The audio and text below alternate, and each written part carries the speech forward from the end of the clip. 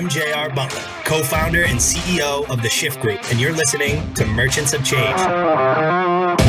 This is a podcast about transferring the skills and behaviors we acquire as athletes and military veterans into becoming a professional salesperson. Each week, we'll introduce you to a top performer who will help us understand how they became professional merchants of change.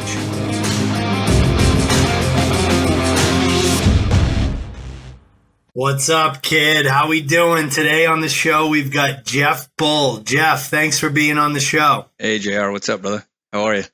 I'm excited to chat with you, man. So quick context for yourself and anyone who's new. Our show is really a show for new sellers and people really that might be considering a career shift into sales. And specifically for our audience, we help elite athletes and military veterans really kind of break into the sales profession and become elite sales professionals. All of our guests so far have been military veterans and former athletes who have gone on to find success in sales.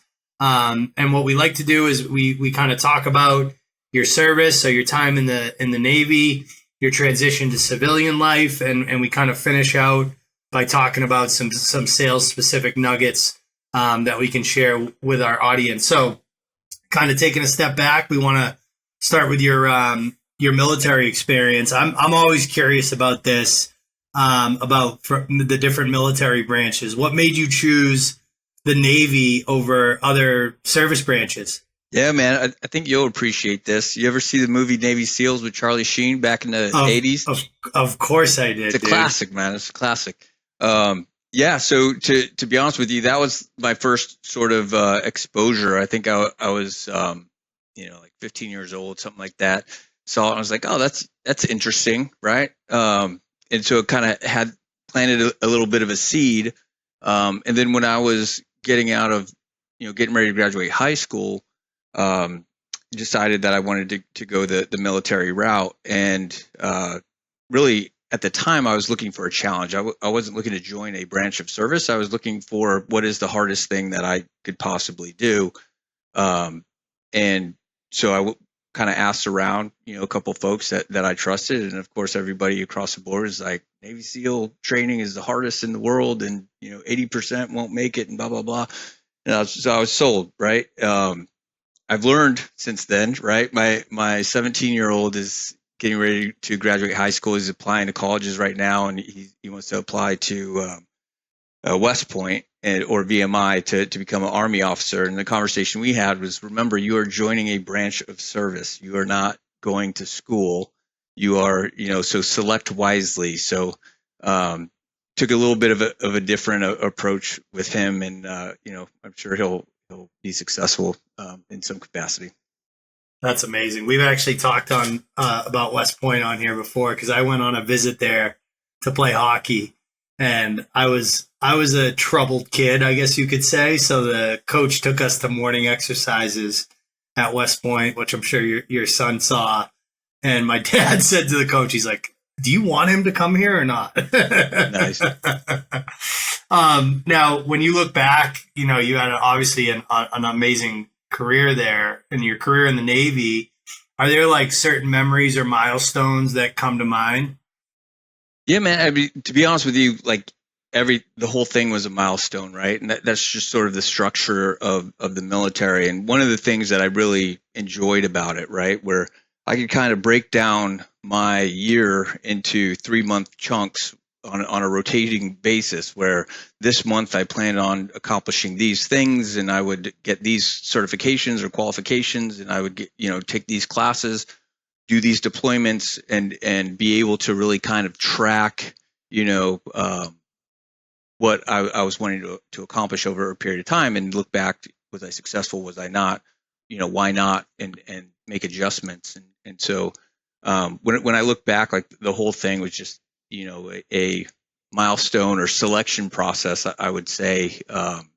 And I was fortunate to be able to take advantage of every selection, possible training that was offered to me during that time. And so, I was just really fortunate. That's awesome. And breaking up accomplishments in 3-month chunks. That sounds familiar. Yeah, for sure.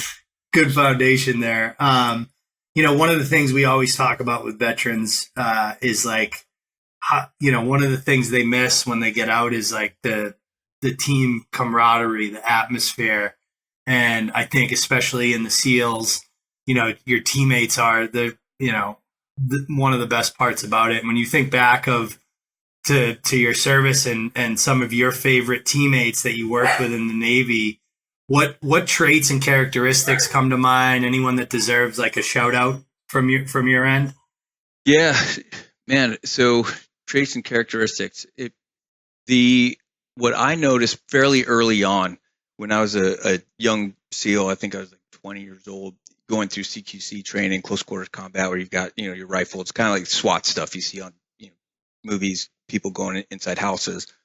Prior to being trained, I would kind of amp myself up going in there, and even though it was just training and there are paper targets, I would kind of in my mind be like, well, what if there was a real terrorist in there or somebody that had a gun? Like, how my heart rate would be up and I would be amped up, and so I would try to create that sort of stress so that I would be ready when I had to do it for real.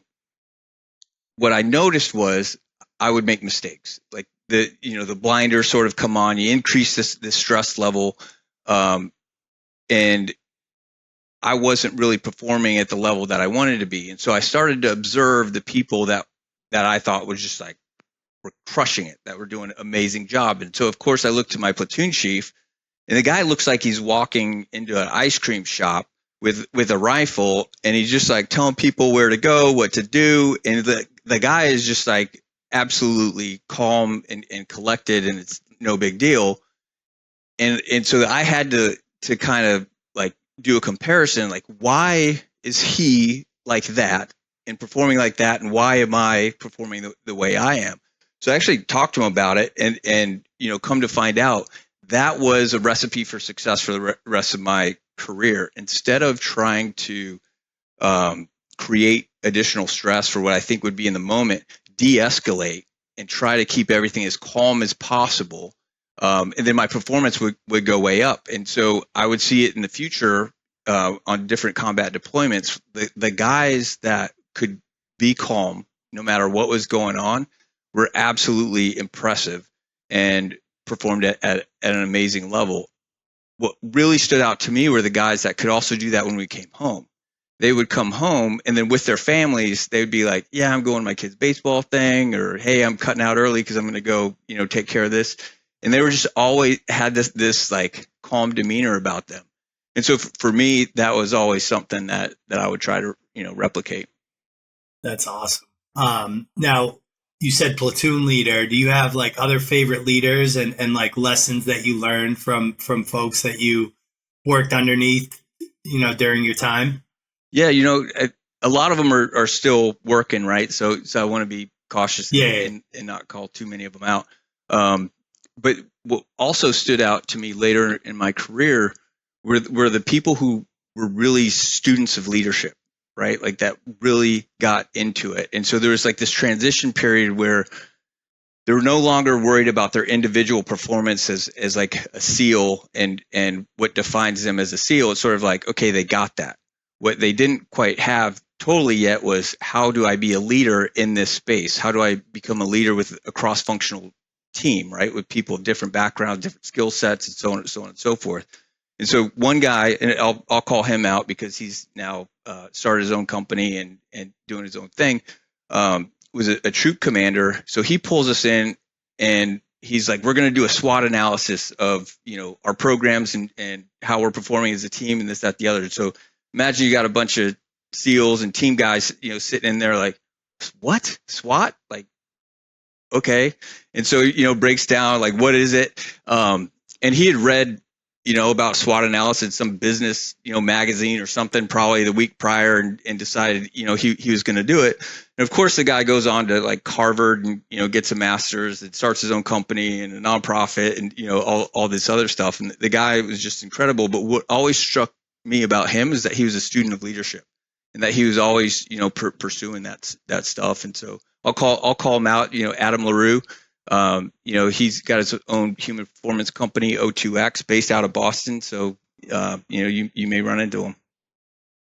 That's very cool. Yeah, and that's an awesome lesson, right? Like even when you get to that, supposed precipitous point where you're a leader, you don't ever stop learning and applying those learnings to what you're doing on a day-to-day basis. Now, I'm curious to get your take. Like, how do you think your teammates from the Navy would describe you? Yeah, man. Hopefully, well, right? Like that's always, the goal. I had a couple buddies that would, kind of describe me as an overachiever, and they would say that in a negative context, um, from early on, like, I was saying those 3-month increments, I've found that I needed to keep my mind busy. And so I enlisted, and I didn't have any college, at the time. And so I think my second deployment to Afghanistan, probably like my fourth or fifth, combat deployment, we'd go out on targets and then do our thing, and we'd come back, and I'd start writing an English paper or something like that. Try to knock out my college credits. And so there was like FBI agents that were sitting there, and they were doing the sensitive site exploitation, and like, where did we find what, and who did what, and who was where, and who fired shots, and all this stuff. So they're building this PowerPoint, and I'm sitting there writing an English paper, about, I don't know, Moby Dick, colonization or something like that.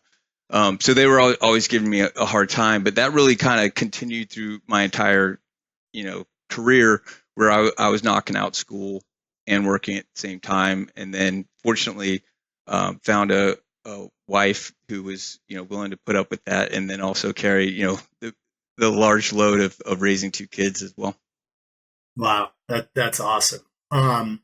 Now, moving into the kind of transition from that, I'm like, one thing that's, I think, important for our audience, right? We have kind of like a combination of veterans, some athletes, and then we get a lot of sales leadership that listens to this. So these are kind of things that I think it's important for guys like me that really never served to understand.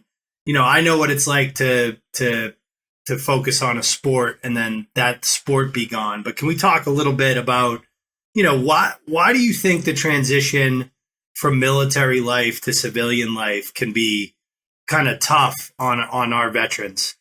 Yeah, man. I mean, I can kind of speak for myself, and I don't want to, claim that I've got, the answer to any of these things. A part of it is like you said, what are those milestones that I remembered? Suddenly, when you get out, the milestones don't really exist anymore, at least in the same context that they did before, right? And so there is a sense of not really being able to identify forward progress. And then at the same time, while you're in the military, you have constant feedback coming from you, right? Or coming to you. So you're surrounded by your peers, and you're constantly assessing, how are they performing? How am I performing in context to how they're doing, and so on and so forth. So there's this constant assessment of where am I in this environment. And then when you retire, I would say in large part that's just gone. And so the environment, I think that's pretty challenging. Another aspect of it is, we were at war for 20 plus years,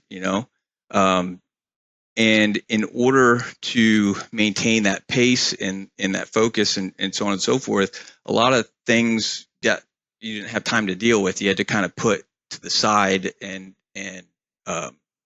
avoid them. And so I think when you retire, suddenly a lot of that stuff comes back to the surface, right? And then you can't avoid it anymore. You try, and sometimes in unhealthy ways, and then you've got to figure out how to navigate that. At the same time, maybe you're moving, your kids, you're in your like 40s, your kids are growing up. There's just a lot going on, right? Totally. And we partner with a lot of companies, and I think some really understand the value that that experience that you just described, how that translates into, business success. But I think, like, I'd love to get your take on, like, what do you think some things that business leaders can do in the private sector to kind of better support veterans during their transition? Yeah, man. So a lot of companies, like at Dell and Yep. Microsoft, they have ERGs, the employee resource groups, where you can kind of connect with people of like backgrounds and so on and so forth. So I think a lot of people are making a lot of good efforts in order to try and help folks. The I think I would say you got to give people a chance, right? The reality is, and I didn't realize this when I was transitioning, a lot of veterans will transition 3 jobs within the first 3 years of, when they get out. Oh yeah. It for a multitude of different reasons, right?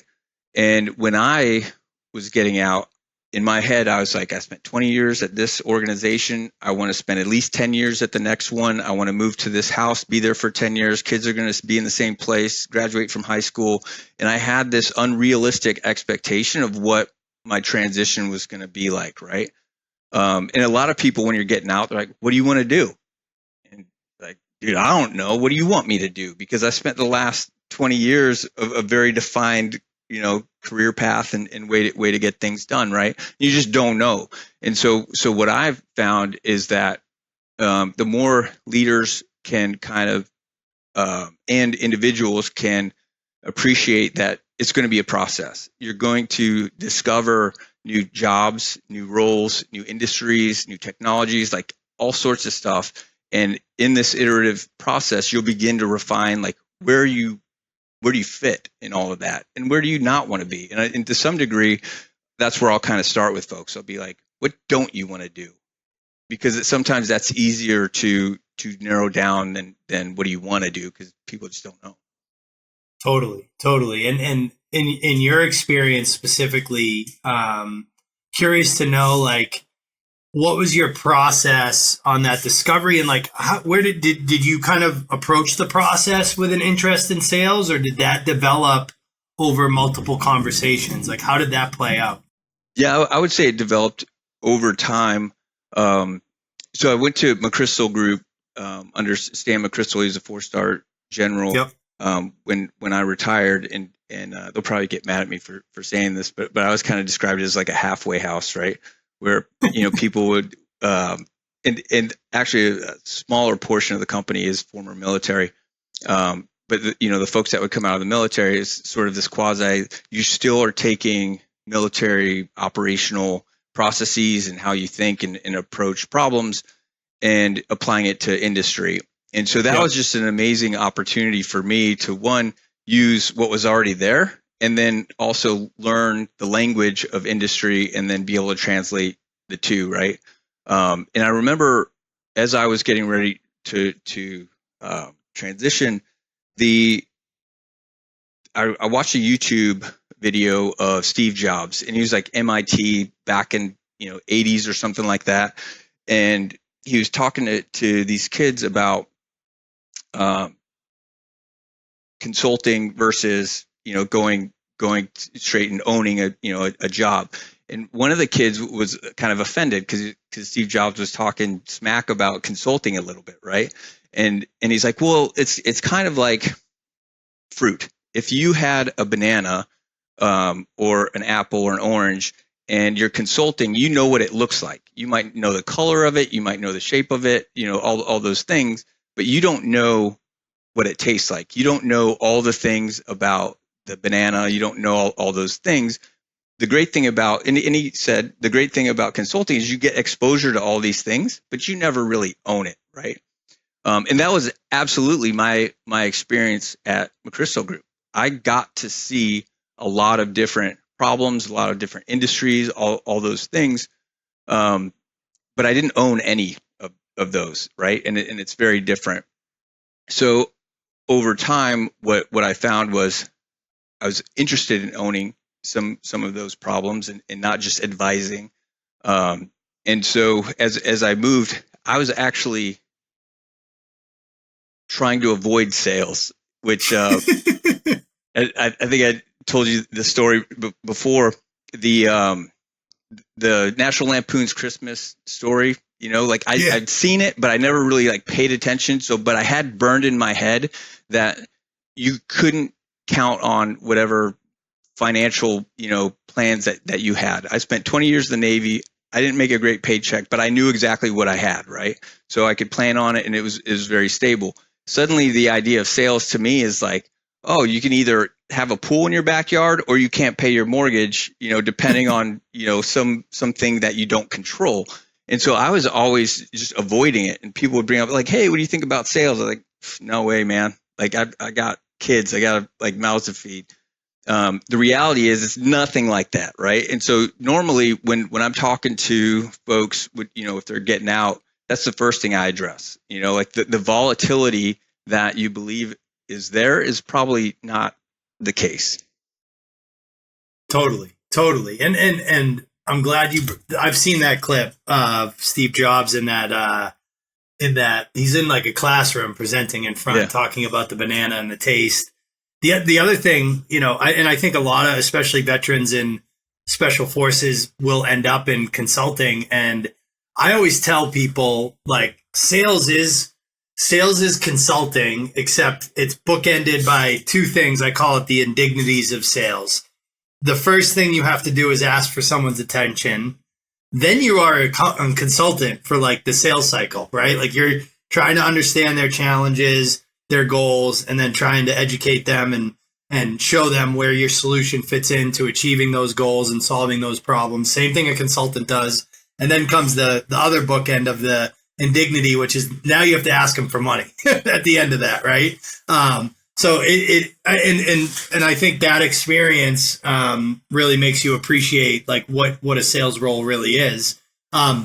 We always find, especially with guys with your background, that the biggest challenge, the biggest kind of bridge to gap is really around learning to frame their experience in a way that makes it easier for a hiring manager that didn't serve in the military to see them in the role that they want, right? Sean, our veteran coordinator, was a Green Beret, and he talks a lot about this. And I'd love to hear any advice you would have for our veteran audience on how do you tell a compelling story about military service to a sales hiring manager, in your opinion?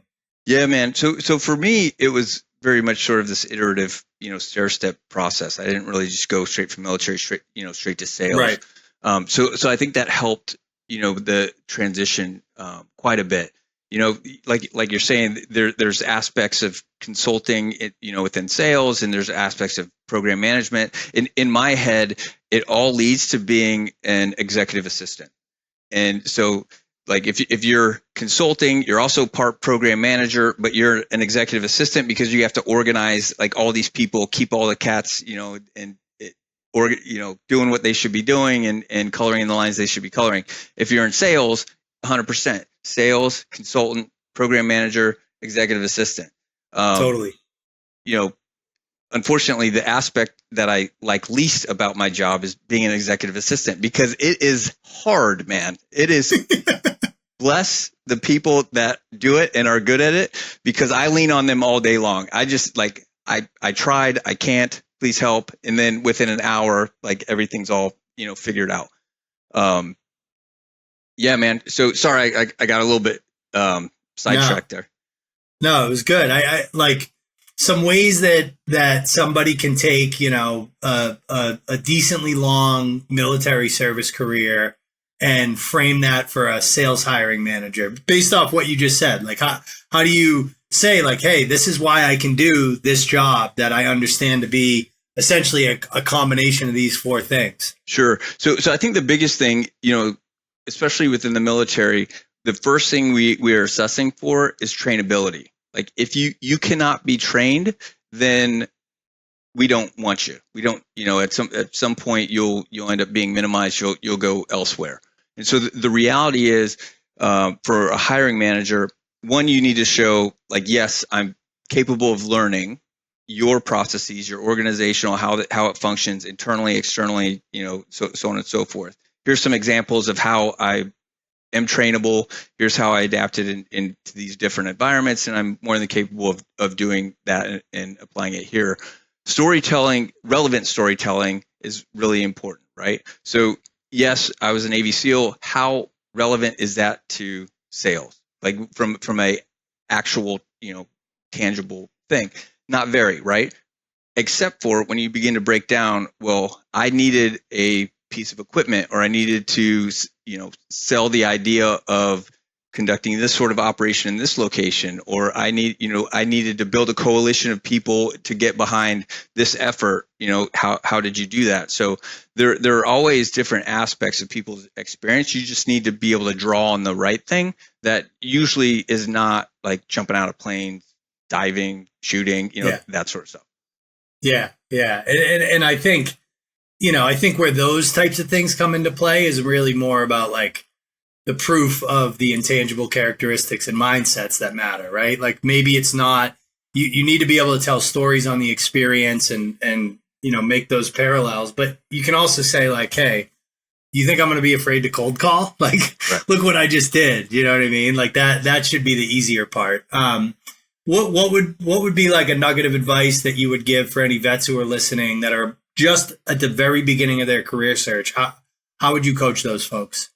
Yeah, man. So usually I start out with, what are your priorities out of three things, right? Is it where you live? Is it how much money you make? Or is it the job that you're doing? Because if you can prioritize that, it will begin to limit what is possible. So if I say, hey, I want to live in the middle of Texas, right? Well, what job opportunities are out there? How much money you're going to make is going to be determined largely by the location that you're at. If you're willing to take any amount of money, well, Bahrain might be, a great option, but maybe it isn't if you have kids and, all these other things. So beginning to narrow down what life you want, and then to begin to steer that direction.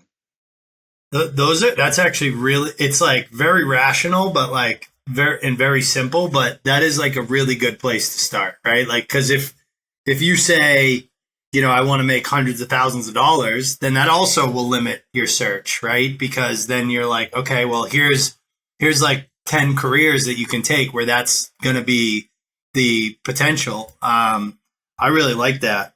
Where you're going to live, how much money you want to make, and what your actual job is, and prioritizing those makes a ton of sense. And I think it's also determined by your life situation, right? If you're married with kids, that's gonna, you don't want to go live in Manhattan. You know what Sure. I mean? Like that's really good. You really just need to get your foot in the door a lot of these places as well, right? So I know when I was getting out, kind of had this dollar amount that I wanted to make, and I was lucky that I was able to get that. A lot of times, I think there's unrealistic expectations. So if I take a look at what did I do in my military career, where do I think that should place me within the civilian hierarchy in regards to like leadership and paycheck, and like all that stuff is out the window. It just doesn't matter, right? Yeah. What matters is now, how do you take the first opportunity, show value, and then leapfrog, springboard that into the next thing, right? And so for an example, talking about military career, I had to start over at every new command that I went to, every new job, every new skill set. I transitioned to different skill sets while I was in, and I was the junior person each time that I did that. When I left the military and went to McChrystal Group, I was taking notes for people younger than me, interviewing executives, on these consulting efforts. But that was my job, right? Now I'm at the lowest level, waiting for the right opportunity to show my value, and then have the organization begin to pull me in and say, hey man, I noticed that you're very good at this. I noticed that you're capable of this. How do you feel about being here? At the same time, career, interviews, where do you want to be? Where do you see yourself? Like, everybody wants to see you be successful. So the biggest thing to me is get your foot in the door. Whether it's being a program manager or whatever it is, do that, crush it. Let your leadership know that if it's sales you want to be in, let them know that's where you want to go, and then get to know those people and then work your way in there. The reality is of finding exactly what you want and where you should be right out of military is like, I would say near zero. Yeah. I mean, the data around that stat around the initial civilian job for vets, it's like a 90% attrition rate from their first job within 2 years. So Yep. don't expect to find the perfect fit right away. And doing that discovery, and like you said, it's like if you're gonna do anything worth doing is worth doing right, and then you can use that success to determine your kind of direction. If a kid, if I say a kid, but if a veteran came to you, like a Navy SEAL vet came to you, and they're like, "Hey, I think I want to do sales." What's the first couple questions you would ask them to try to help them decide is this really a good fit for you? Yeah. So that's a great way to frame it, right? Like if a SEAL's coming to me, I would already automatically assume that they're capable of it, right? Like Totally. there Yeah. is skill sets, things that they need to learn, like all those things. Then the question is, do you want that? And so then we can begin to discuss of like, what is the lifestyle actually like? What does the job actually entail? And there's plenty of SEALs. Last week I had a conversation with one, and he's looking to transition away from sales because he's like, I hate sales. He's like, I just don't like it. Like whatever it is about it, he doesn't like it, right? So he's learned that, and then he's gonna find his path to the next thing. So then the question is, well, what is it that you don't like about it, right?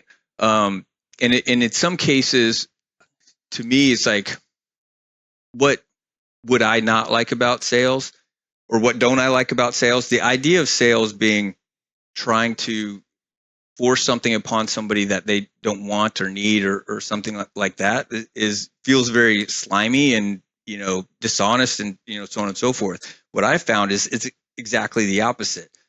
The customer has a need, they have a requirement, I have a solution, and I have to present it to them. Now, if it's a good solution and it meets price points and timelines and all those things, then we've got a good relationship. We can go ahead and make the deal and then move on. If any of those things do not fit, there's a choice, right? Do I continue to push and try to pressure this individual in order to get the opportunity? Very short-sighted, minded thinking in like this quarter, not thinking about relationships and what future potential is. You could burn bridges fairly quickly, right? What I come to learn and appreciate about my company now is they are a product company. They aren't a sales company. So if I have the right product, I'm not really selling. I'm just offering the right product, right? So what I've discovered is if my product fits with the customer, I'm not doing anything. I've got technical salespeople. They are helping solve and solution, and these things are flying out the door. Where I'm focused now is where my product doesn't meet the customer's requirements, because that's all greenfield. That's all new growth business. So I spend, I would say, man, my boss is going to be pissed at me. I like 60-70% of my time fighting internal, trying to get product group to build what I need them to do so that I could sell and grow the account. Right. Yeah. And that's actually like so we've had probably 40 episodes, Jeff, maybe more. And I would say more than half of our guests, and a lot of this is because it's my background too. We started our careers. I started my career at EMC, right? Which is Dell, right? Dell EMC. And the place you start your sales career is really important, I think, because you can get a bad taste in your mouth if you go work for the wrong leader or the wrong organization, or it isn't a company that's product led. And that product led mantra goes way back to the 80s for EMC. There used to be a big sign on the sales floor that Roger Marino put up, and it said, "It's the product, stupid," right? To humble some of these cocky, overconfident sales guys, like they were the reason these things were flying off the shelf. But there's certain characteristics that we advise our people to look for in the company that they select to start their sales career at. What is the criteria you think is most important for choosing a company, specifically, obviously, for veterans? Sure, man. So I would say I was fortunate because got to be at McChrystal Group for almost 3 years. and it's a small company, and what they used to say there is like, McChrystal Group is all the good things about a small company and all the bad things about a small company.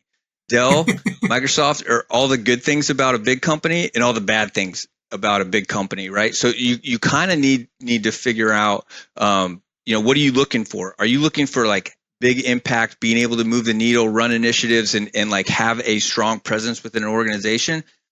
You might want a small company, right?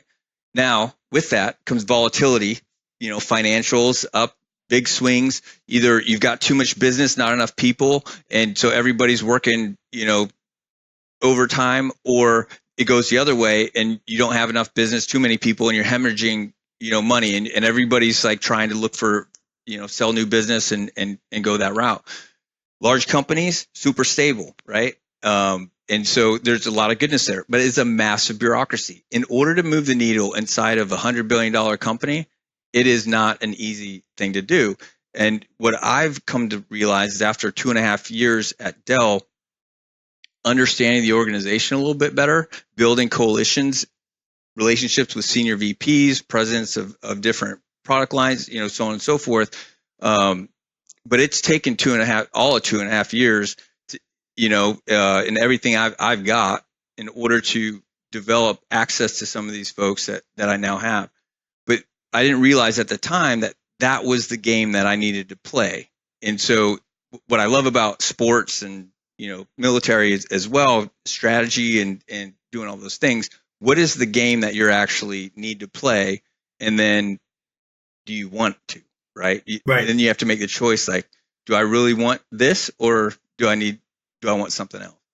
Totally. I always tell people that, like, there's not a big company versus a little company. There's not one is better. Everybody's different, and it really depends on what you're looking for, right? Like, and I've seen folks successfully move between the two, and it's definitely doable as long as you bring that context that you just talked about and that understanding. Like, we would hire guys from big companies and reps from big companies, and they would get, like, I'll never forget, we hired someone from Oracle that was like an oil and gas guy in Texas, and he got a meeting with a CIO at a huge energy company, and he's like, "Hey, JR, can you come down to Houston for this meeting, and can you send me the energy deck?" And we were like 150 people, we're like Series B, and I'm like, "Dude, we don't have an energy deck. Like, we need to build it tonight so that it's ready for the meeting tomorrow," right? Like, whereas like at a big company that, they have a big content management system where they can just pull out the oil and gas deck. So,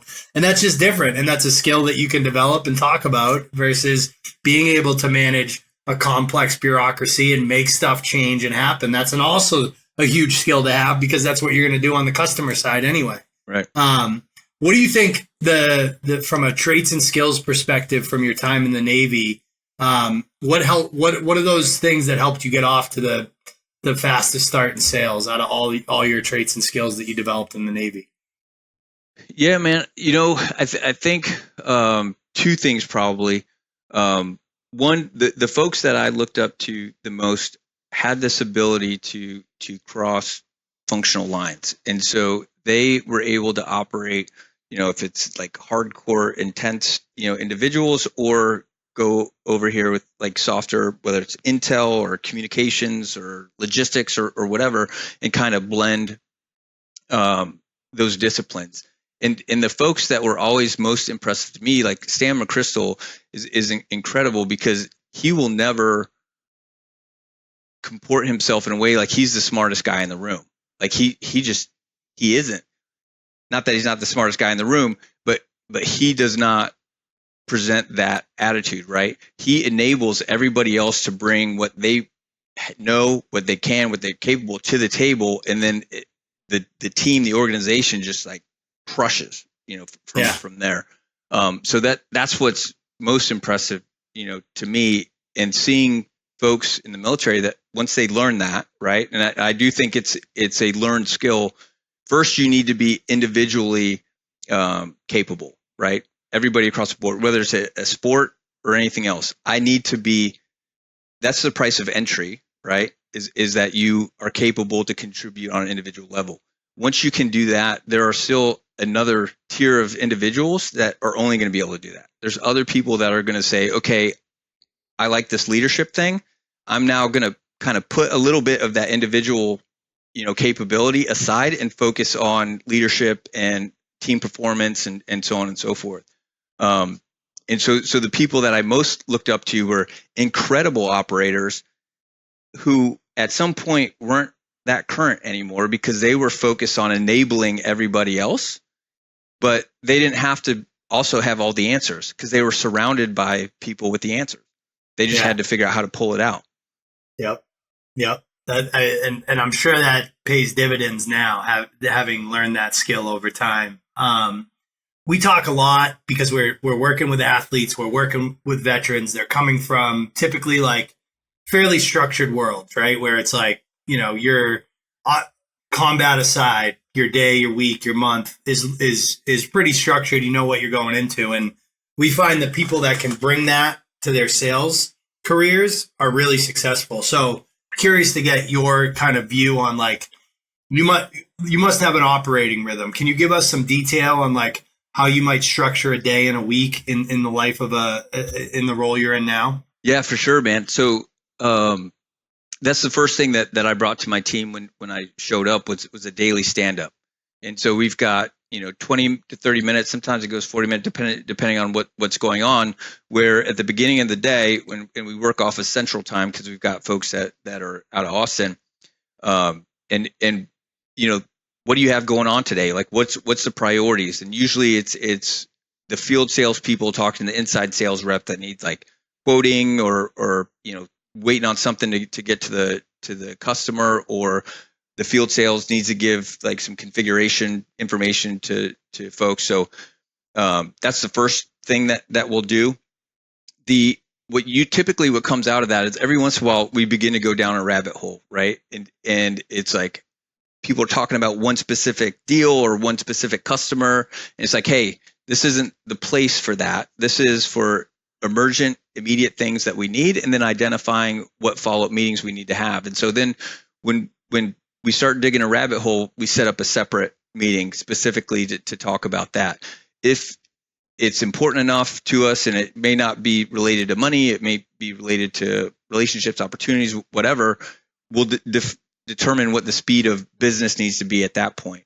There could be a daily meeting, a separate meeting specific to a deal. It could be a weekly meeting specific to a product development, effort or so on and so forth. So we have that daily, and then we'll break up, other efforts specifically on, weekly cadence, which makes sense, based off of what the need is.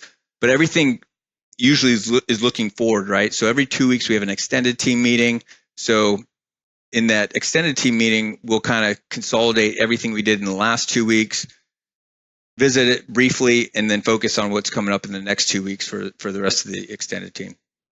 That's smart. And it keeps everybody kind of, accountable for what they say they're going to do and what they're focused on and whether or not they got it done. That's really good. You mentioned something at the beginning about, admiring leaders that maintain that kind of beginner's mindset, right?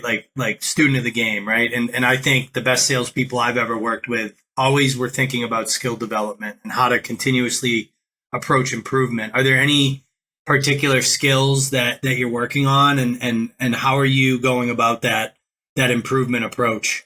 Yeah, man. So a couple. One, it's super easy because I'm at a tech company, right? And I used to carry guns and bullets. So there's a huge like learning curve Totally here, which just by osmosis, just being surrounded, by these people, I begin to pick up things. But that is a journey that I also try to be cautious about, right? So somebody that I look up to on the tech side, if I wanted to be anywhere close to that individual, it's going to take me 10 years. And I'm going to have to go back to school and this, that, the other. And it's going to distract me from what I'm actually capable of bringing right now, right? And so there's this balance of, yes, I need to understand how to leverage you, how to communicate this to senior leaders in order to get, resources and decisions, but not getting too deep into it, thinking that one day I'm going to provide a configuration for, anything from a laptop to a server to storage, like what, it's just not going to happen, right? Yeah. Aside from the fact that I just don't think I'm, capable academically to figure that stuff out. So the other thing is, so there are a couple account executives at Dell that have been on the same account for a decade or two, Totally. right? So when I sit down with them and they show me their Excel spreadsheet of everybody that they've talked to, when's the last time they talked to them, what have people bought, like it is absolutely impressive. Absolutely impressive. And then I look at what I've got going on and it's not even close to that, right? And so the first, thing is like, hey man, can you send me that to, and I will just put my name on it and then begin to fill my information into your template because you've refined it over a long period of time. It's clearly effective, and I want to replicate that, right? So I think always just looking for people that are impressive, and then asking their help to try and replicate it. Yeah, 100%. I love that, and you don't have to reinvent the wheel. If somebody's doing something, if it ain't broke, don't fix it. That's a saying for a reason, right? For sure. So we always ask these two final questions, but before we move into those, anything we missed that you want to add for veterans who might hear this episode or have a chance to go through our training program? Yeah, man. So my wife and I founded a nonprofit, epizealous.org. And part of the reason that we did that in 2013, I was diagnosed with like PTSD and depression and all, the usual cocktail of issues.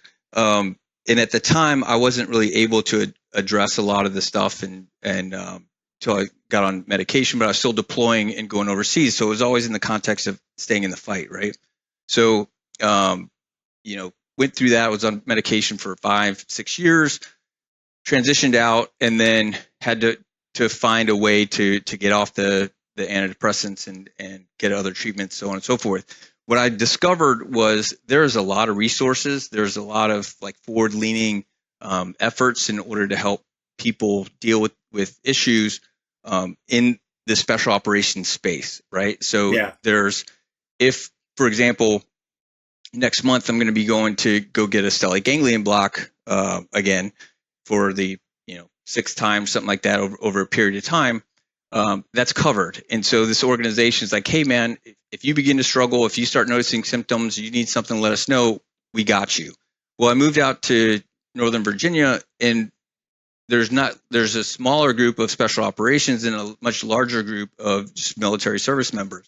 And so as I would talk to people, like I said, everybody, as you transition, life slows down, issues begin to resurface. Things with your relationships that you were never able to address, now you don't have a choice, you have to now. And so I would tell people some of the things that I had going on that I found helpful, and they would say, well, how do I get that? How do I get into a pipeline in order to get help? And we just couldn't find it, right? Like Everybody's like, I've got my mission, I'm not deviating from that. I can't boil the ocean, but I can help these specific demographics. So we started an organization that has a wide breadth of being able to try to help people. So because of my network, I've got special operators all the time saying, hey, can you help me with this treatment? We'll try to leverage existing soft, nonprofits in order to do that. If somebody's a Marine or something, we'll try to leverage existing nonprofits. If not, then we step in and try to close the gap when it comes to providing funding for treatment and that sort of stuff. That's awesome. So I guess my story essentially is like it is going to be a process, right? And what I found is there's no solution. And being in the military, we were always going for the easy button, right? Because it was about getting back out the door to get back on the mission. So give me a shot, give me a pill, give me, whatever, so I can get back out on the field, right? That doesn't work anymore once you get out. What I've found is now I'm just on a maintenance cycle. So for me personally, what I found is like ketamine, for example, helps me be symptom free for like 4 to 5 weeks. After that point, I begin to notice a lot of, anxiety, anger, all these things begin to become disruptive in my life. And so I do something about it. So now I'm just trying to stay ahead of it. For me, that was a really hard transition, right? To think like, all right, man, rest of my life, I'm going to have to sit here, and hopefully one day, it won't necessarily be what it is right now. But that was a healthy realization for me that I'm not going to get an answer. I'm not going to get a solution. I just need to stay ahead of it. And the more you can stay ahead of it, the more effective you are at work, at home, and all those other things. Yep. And we're big on mental health. We give money to mental health. I have my own struggles that I went through. So thank you for sharing that. And we'll definitely link to the nonprofit in the show notes for sure. Awesome. Man. So last two questions, right? We always ask every one of our guests to highlight one skill that's translating to kind of, elite execution on the sales side. What do you think your one skill is that's making you elite right now? Yeah, man. So when I think about it, how we talked about individual, skill set, and then kind of transcending beyond being an individual contributor to making the team better, right? Being team focused. And I would say that in large part because I'm very weak on an individual contributor aspect, so I don't have an option, right? But it's also a great skill set to have, right? I'm constantly looking for help.